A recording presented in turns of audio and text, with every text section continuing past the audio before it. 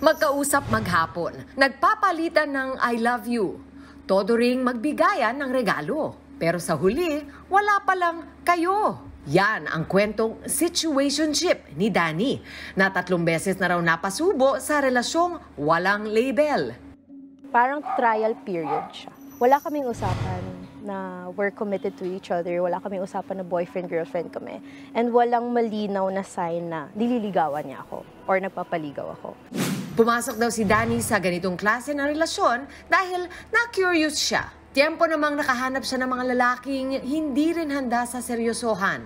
And I asked him like, why don't you want to continue this situationship and make it a relationship?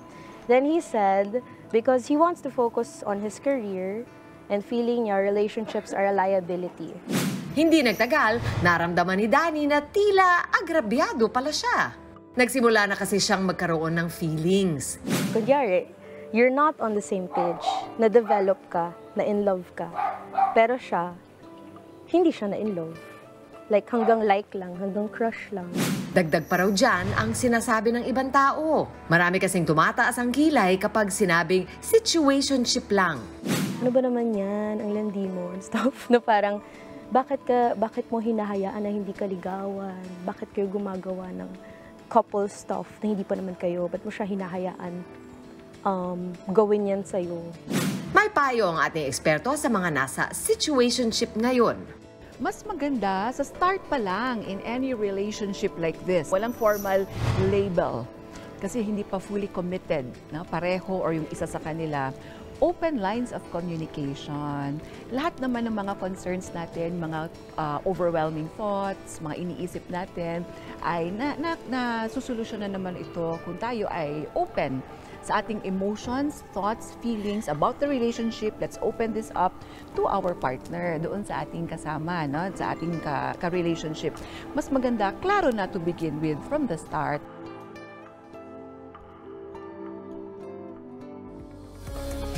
Ako si Danny, tamang-tama itong usapan natin. Ako, at lang, I think na in and of itself, yung parang likas na sa ang situationship, in and of itself, hindi naman siya mabuti or masama.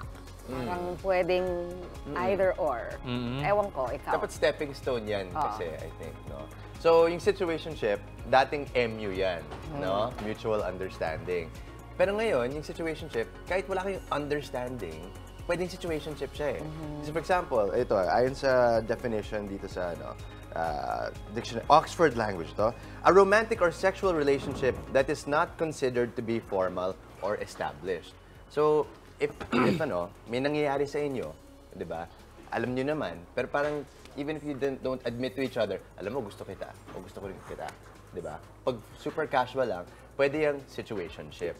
Yun, di ba? Sobrang lawak, ano? Malawak talaga, oo. Hindi ko maarok sa sobrang, siguro dahil maaga ako nag-asawa. Parang sa akin kasi, ang relasyon ay relasyon. Sa akin, pag nag-I love you ka, special yung, di ba I was telling you, mami, na pag ako nag-I love you ko, medyo matagal, pero ibig sabihin, minin ko. Lalo, hindi ko rin kaya na, kunwari, may nangyayari sa inyo, pero hindi mo alam kung saan kayo, hindi ko kaya. Parang, Casual na casual. yung casual, hindi ko na-associate ang salitang casual sa pagmamahal. Hindi ko kaya. Agree ako dyan. Oo. At saka feeling ko nga yung situationship na ganyan, mahirap kasi hindi ko lang alam kung pati para sa lalaki, pero ako bilang babae, ayoko yung may chance nga na baka naman may ibang kitain to. Di ba? Na parang kasi unang-una sa panahon ngayon, situationship, ibig sabihin hindi ako ipopost ito sa social media, hindi walang makakaalam na kami. Di ba? So maraming times na malamang hindi siya loyal sa akin. Although baka pwede. Pwede rin. ba yun? Pero Pwede rin. kailangan Na mutual. walang label. Yun. Yun lang kasi. Oo. Pero for me kasi parang gusto ko pag pinakilala ako, ay may Of girlfriend, course, my of wife, di ba? Very traditional. Ganun, Medyo oo. traditional Bago kasi din ito ako. eh, itong Masyadong situationship. nag-i-evolve ngayon yung mga Yes. terminologies. Ano siya, for me, it's a relationship formed out of convenience. Yeah. Diba? Kasi parang less commitment on both sides. Wala kayong masyadong responsibilities na pinanghahawakan. At parang you're also open to the possibility na pwedeng hanggang dito lang to, pwede ako may kitain na ibang tao. Diba? Parang pakiramdam ko ganun yung situationship. Ang sa akin lang, katulad nung sinabi ni Mami Chiki, in and of itself, hindi siya masama on its own. Ang kailangan lang, nagkakaintindihan kayong dalawa na tayo ay nasa situationship at hanggang ito lang yung level na meron tayo. Ngayon, kung sakaling merong isang partido na makaramdam ng mas malalim na pakiramdam na parang gusto niyang to take it to the next level, parang kailangan ma-communicate mo rin yun dun sa ibang tao kesa naman ikaw ay maiwan sa ere. Yun. Dapat klaro lahat. Eksakto. So doon ako dun sa tatlo. Yung number 1, know thyself. Alamin mo kung bakit ka pumapasok sa situationship. Dahil ba meron kang trauma sa dating mga relasyon mo na ayaw mo na mag-commit? Galing. O kaya may toxic yung huling separation anxiety, natatakot ka mawala, ayaw mo tuloy, di ba, malapit.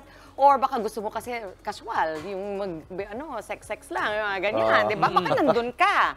Alamin mo. At pangalawa, alamin mo yung kabila, yung gusto ng isa.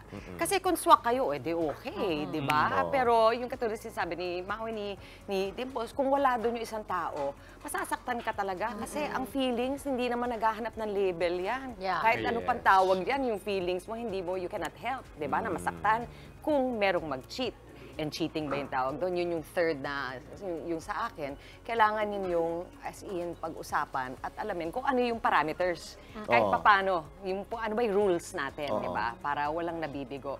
Kasi like I said, yun na nga, walang garantiya na hindi ka masasaktan kahit na wala pa itong... Totoo.